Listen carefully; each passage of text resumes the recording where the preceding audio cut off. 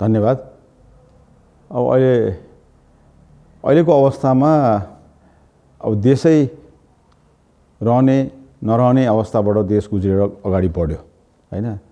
र त्यसपछि आएर अब पार्टीहरू धेरैवटा पार्टीहरू मिल्ने छुटिने प्रक्रियाहरू पनि अगाडि भइरहेको छ हैन।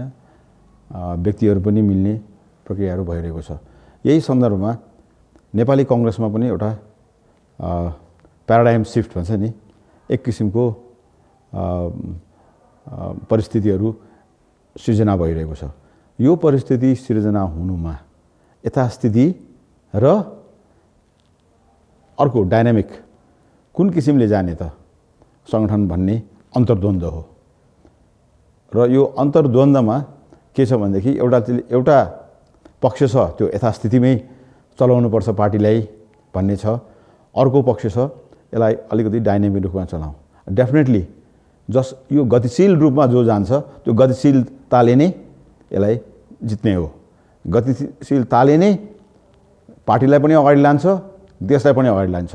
र अहिलेको सन्दर्भमा अधिवेशन भनेको एउटा भनौँ न प्रक्रिया मात्रै हो।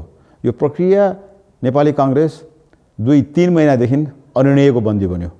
यो ठुलो कमजोरी रह्यो पार्टीमा यो नेतृत्वको कमजोरी हो। विशेष गरेर अब शेरबहादुर दाइ बाहिर जानुभयो भन्ने थियो, तर उहाँ जानु भएर हिँड्छ, उहाँले रिमोट कन्ट्रोलबाट चलाइराख्नु भएको रहेछ। सो त्यो चाहिँ नि एउटा दुर्भाग्यको कुरा हो। उहाँ अब आउटगोइङ प्रेसिडेन्टको हिसाबले चाहिँ नि उहाँले छोड्दै गर्दाखेरि एउटा उच्च सम्मान चाहिँ नि नेपाली कांग्रेसले र उहाँले पाइराख्नु भएको अवस्था थियो बाहिर चाहिँ नि जनताको उसबाट पनि। तर उहाँ फेरि ब्याक हुनुभयो हैन। र ब्याक हुनु त एउटा परिस्थिति भयो, तर ब्याक हुँदै गर्दाखेरि यो जुन प्रवाहलाई जुन रोक्ने प्रयास त्यहाँ पार्टीभित्र केही साथीहरूले गर्नुभयो हैन, जसले गर्दाखेरि यो पार्टी नै अनिर्णयको बन्दीमा, किनभने राष्ट्रिय चुनाव त डिक्लेयर भइसकेको छ यो डेट भनेर हैन, फागुन 21 को भनेपछि अब यस्तै चाहिँ नि तपाईको त्यहाँ चाहिँ नि अधिवेशन पार्टीभित्र नगर्ने चाहिँ नि धन्दा चाहिँ चल्यो त्यहाँ हैन। मैले हजुरको अलिकति काटेँ। हजुर, दुईटा महामन्त्रीहरू चाहिँ अहिले अब चाहिँ चुनावमा सहभागी नहुने, अरूलाई सघाउने र यो अधिवेशन हुनुपर्छ भनेर लागिराख्नु भएको छ।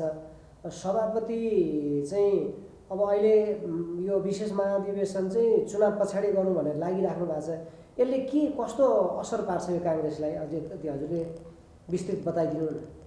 यसमा मेन कुरा के हो भने अब यथास्थिति र चेन्ज हैन, जुन मुभमेन्ट चलाएको छ। अब जेनजीको मुभमेन्ट पछि जुन चाहिँ नि परिस्थितिहरू परिवर्तन भयो, अब हाम्रा युवा चाहिँ नि नेताहरू महामन्त्रीहरू जसले यो इस्युलाई चाहिँ नि अगाडि बढाइरहनु भएको छ, त्यो भनेको मतलब के छ भने उहाँ उठ्ने नउठ्ने त अब अझ पछिकै कुरा होला, तर उहाँहरूले त्यो दबावको रूपमा पनि ल्याएको हुनसक्छ हैन, यो स्ट्रेटेजिकल रूपमा पनि हुनसक्छ। तर सबभन्दा इम्पोर्टेन्ट के भनेदेखि शेरबहादुर दाइले नै अहिले टिकट बाँड्ने हो भने शेरबहादुर दाइ अहिले अब he is not a sellable face. अब किनभने यो सबैले बुझिसके हैन, यो क्रिस्टल क्लियर भन्छ नि। अहिलेको जमानामा जुन किसिमले मिडियामा जे कुराहरू आयो, जसरी आयो हैन, मैले त अगाडिको मेसेजहरुमा पनि त्यो कुराहरू भनेको। त्यसैले के हुन्छ भने अहिले उहाँले कार्यवाहक दिँदै गर्दाखेरि पनि हैन रियल रूपमा दिनु पर्यो। र पूर्णदाई पनि पुरानो नेता हो, उहाँले आफ्नो डायनामिजम देखाउनु पर्यो, उहाँको लिडरशिप देखाउनु पर्यो हैन है।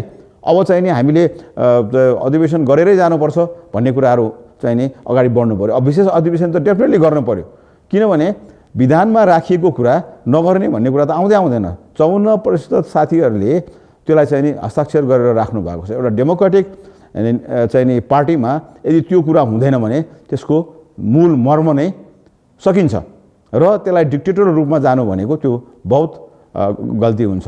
र त्यो गर्दाखेरि भोलिका नतिजाहरू चाहिँ नि जनताले त्यसलाई चाहिँ नि सही रूपमा हेर्ने छैनन् र जनताले त्यसलाई चाहिँ नि पनिशमेन्ट दिन्छन् यदि त्यो किसिमले गयो भने। त्यसैले के हुन्छ भने यो बेलैमा त्यसमा चाहिँ नि व्यापक रूपमा डिस्कोर्स ल्याउनु पर्यो।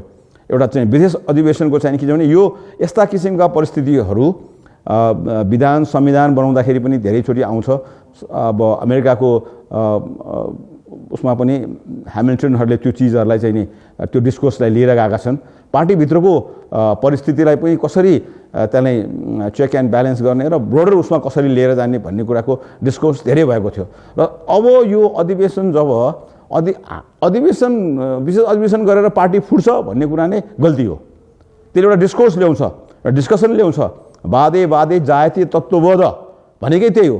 त्यहाँ बसेर त्यसले आफ्नो कसरी नीतिगत निर्णयहरू ल्याउनु पर्यो अब हैन र पार्टीलाई अब कसरी चुनावमा लिएर जाने, अब कसरी फेस गर्ने र पार्टीको अब विभिन्न त्यहाँ चाहिँ नि कुराहरू आउला र त्यहाँ चाहिँ नि बहुमतले जे निर्णय गर्छ त्यसलाई पास गर्नु पर्यो हैन र त्यो किसिमको प्रक्रिया पनि आफैले बनाउनु पर्यो हैन। आज केन्द्रीय समिति त नालायक भयो, वास्तवमा उनीहरूले राजीनामा गर्नुपर्ने हो।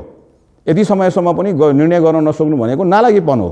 उनीहरूले अब हामीले छोड्यौँ भन्नुपर्ने। अनि त्यसपछि विशेष महाधिवेशनलाई त्यो जिम्मा लगाएर विशेष महाधिवेशनले जुन चाहिँ नि कोड अफ कन्डक्ट बनाउँछ, जुन नीति नियम बनाउँछ त्यो अनुसारले चाहिँ नि अगाडि बढ्नु पर्यो र त्यसमा चाहिँ नि डेफिनेटली लिडरसिप चाहिँ चेन्ज हुनु पर्यो।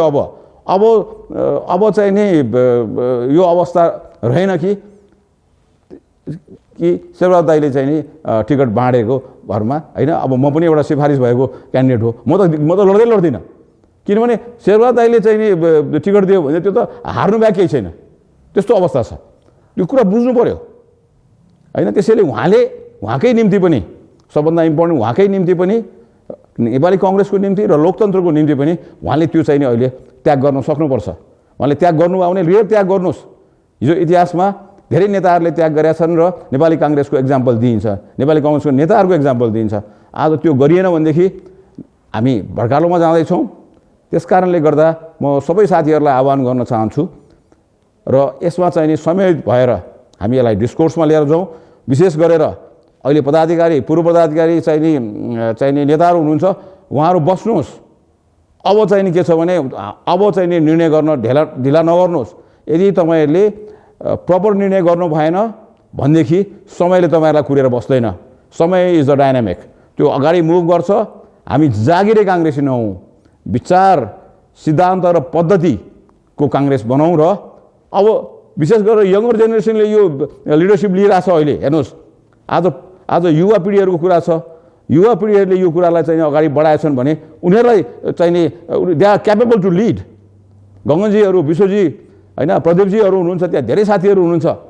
They are very capable to lead र उनीहरूलाई चाहिँ नि हस्तान्तरण गर्नुहोस्। त्यसले गर्दाखेरि के हुन्छ भने काङ्ग्रेस अझ डाइनामिक भएर जान्छ र रियल मेसेज दिएर काङ्ग्रेस अगाडि बढ्न सक्छ।